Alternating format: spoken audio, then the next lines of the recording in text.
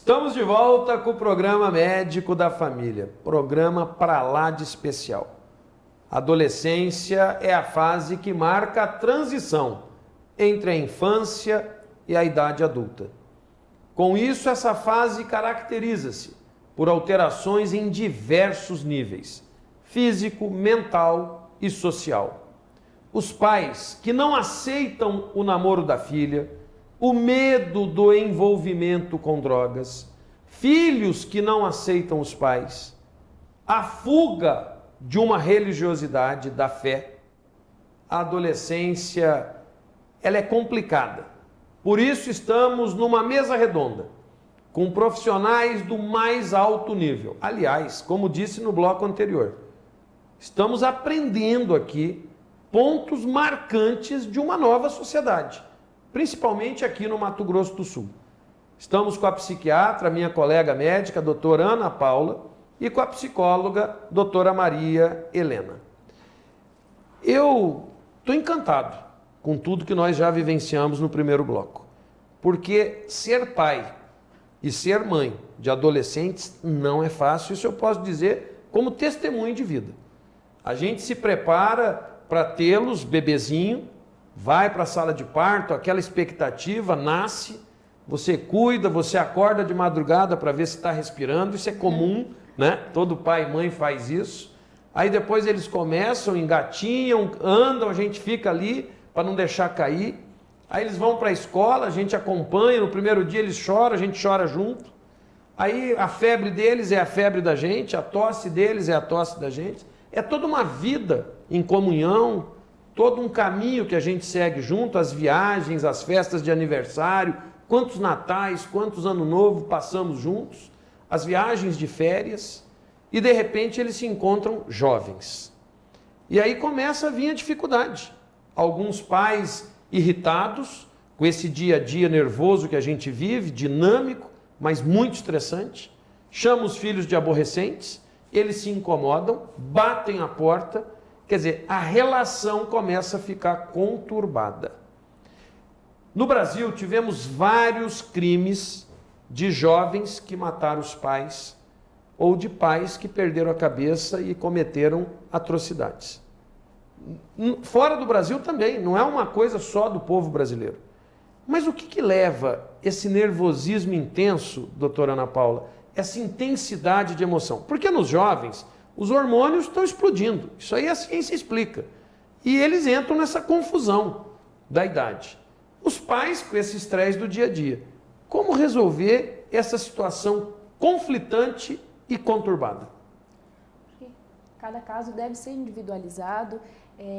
A gente percebe que existem falhas possíveis, tanto vindas da educação, da forma como que os pais, como a gente falou, colocam limite, se eles conseguem ser assertivos nisso e bancar o limite, também do próprio adolescente, por questões ambientais, psicológicas e até transtornos mentais também. Acho que é importante, é uma época de aparecimento ou de agravamento de algumas situações psiquiátricas específicas. Então, em caso de alguma suspeita, é interessante levar para uma avaliação. Mas, normalmente, como a gente falou, o adolescente ele é transgressor, ele está em busca de uma identidade, de se colocar no mundo de uma forma mais clara, e isso precisa ser pesado, né? Os pais precisam, ao mesmo tempo, entender as necessidades desse adolescente, de ser coordenado, porque muitas vezes o que a gente vê na prática é que o próprio adolescente que questiona, que reivindica a regra, é o que depois cobra, fala, mas meu pai não me deu essa regra, né? Meu pai não me ensinou isso. Então, acho que cada caso deve ser individualizado e respeitando os limites uns dos outros. Respeitando esses limites, doutora Maria Helena, o pai que bebe socialmente, bebe em casa final de semana, fuma seu cigarro em casa, no trabalho, esse pai, ele favorece o seu filho adolescente transgressor. E quem é transgressor, transgride nos hábitos que a gente considera não normais. O cigarro faz mal à saúde, a bebida, quantos acidentes, quantas mortes, quantas brigas familiares que ficaram para o resto da vida. Quer dizer, esse transgressor de natureza adolescente, que é da idade, nós já sabemos disso. com seus pais, dando exemplos negativos, influencia? Influencia muito, né? Eu diria que é um dos fatores fundamentais para que nós analisemos como que é a dinâmica familiar. Então, doutor Paulo, veja bem, a questão do modelo, o exemplo de um pai e da mãe é fundamental. Mas na adolescência, isso sofre uma questão a mais. Por quê? Porque enquanto criança, você pode falar para o seu filho, não faça isso. Né? O seu filho vai ver você fazendo ou não, ele vai acatar. Na adolescência, vem aquela questão, né, mas por quê? Se o senhor ou a senhora, meu pai e minha mãe, vocês fazem. Então, eu volto a dizer, o modelo, né, se você quer ter um filho adolescente bem ajustado, equilibrado, o pai e a mãe precisa ser bem ajustado e equilibrado, não infringir regras, né, fazer aquilo que pede para os seus filhos. Então, é fundamental que haja um modelo. Né? Sem esse modelo, certamente, seu adolescente vai ser rebelde, vai ser crítico, né, vai ser muito revoltado porque não vai ter esse modelo em casa. Né? Meu pai bebe, por que eu não posso beber e voltar dirigindo depois de uma festa? Né? Então essas questões são primordiais da família e é somente o pai e a mãe que pode estar incutindo ao jovem.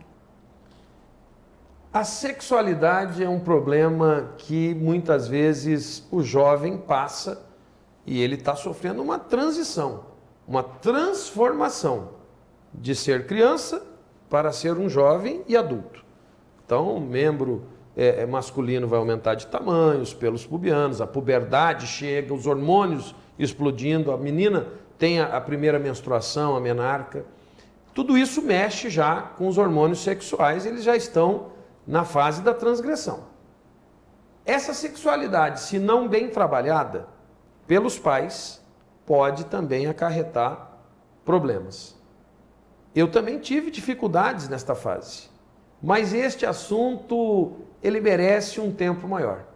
Nós vamos convidá-las para darmos continuidade num próximo programa, falando de sexo, falando da relação de maturidade dos filhos para com os pais e dos pais para com os filhos, e onde vocês possam deixar dicas para que a gente possa. Não existe manual de instrução, não existe uma regra, como você disse, Ana Paula, individualizado, mas pelo menos um padrão aceitável a gente tem que ter. Então, vocês já estão convocadas para que a gente possa continuar este programa, porque muitas coisas ainda temos que discutir. Mas no programa de hoje eu já quero agradecê-las pela importantíssima ação que tiveram orientando os pais do Mato Grosso do Sul e principalmente aqui da querida Campo Grande. Que Deus possa lhe abençoar junto aos seus familiares e você também, Maria Helena, tá? Se você tem críticas, sugestões de outros temas, fale com a gente. O nosso e-mail, medicodafamilia@hotmail.com. Se enviar uma carta, Rua São Paulo, 1910, Vila Gomes, o CEP 79-022-140. Entre em contato pelos telefones com a nossa produção 3326-4434, 3044-7277 ou pelo celular 9816-1648. Acesse aí os programas anteriores, o site www.programamedicodafamilia.com.br. O nosso compromisso é e sempre será de fé e saúde. Vamos para a reflexão, porque hoje mexeu com todo mundo este programa. Mas para mexer mais ainda com a sua vida, abra as portas do seu coração e deixe esta mensagem do Espírito Santo agir em você.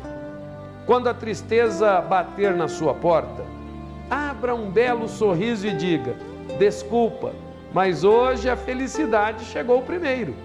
Lembre-se sempre, cada passo que você der, cada estrada que você trilhar, todo caminho que escolher, a mão de Deus te guiará. O que quer dizer tudo isso para nós? Que mesmo que a gente caia, mesmo que a dificuldade venha, mesmo que os nossos sonhos não se tornem realidade como a gente quer, existe o tempo de Deus e o tempo dos homens. Existe o momento certo para que você possa resolver os teus problemas.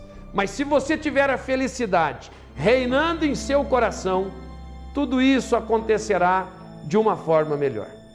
Se você está com um problema em casa, de bebida, de drogas, de desemprego, de falta de amor, lembre-se que Deus pode ser a solução para todos os seus problemas. Mude de vida. Tenham todos um ótimo dia, um almoço pra lá de saboroso, uma tarde repleta de alegrias. E à noite, Érica, diga daí, pra lá de maravilhosa. Fiquem com os anjos de Deus. Até amanhã.